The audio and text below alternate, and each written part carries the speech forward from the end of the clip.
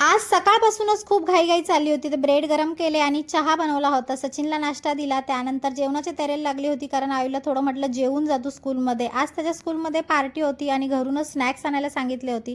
ख्रिसमसची party आहे ना हो, म्हणूनच म्हटलं चला स्नॅक्स बनवूया. इथे स्नॅक्सच्या तयारीला लागली होती आणि या दोन्ही स्नॅक्सची रेसिपी मी तुम्हाला नंतर शेअर करेन. ते बनवून झालं आणि सचिनला थोडं टेस्टिंगला दिलं होतं. त्याला आवडलं होतं. त्यानंतर दुसरा स्नॅक्स बनवायला घेतला होता. अशा प्रकारे दोन्ही स्नॅक्स बनवून झाले होते. टिफिन रेडी करून मी बाहेर घेऊन आली होती आणि आईला म्हटलं होतं चल आता बॅगेमध्ये भरून घे, तुझी तयारी करून घे, बाकी पुढची मी कामं करते. त्याने त्याची तयारी केली, थोडी मी त्याला मदत केली होती आणि हे बघून सचिनला पण असं वाटलं की मी पण त्याची पण तयारी केली पाहिजे.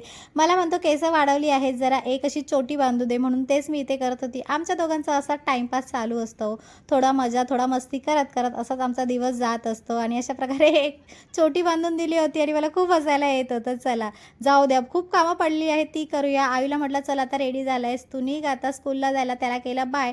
शाळेत गेल्यावर अशी पोरांची मस्ती चालू होती आणि असा होता आमचा आजचा दिवस. चलो बाय.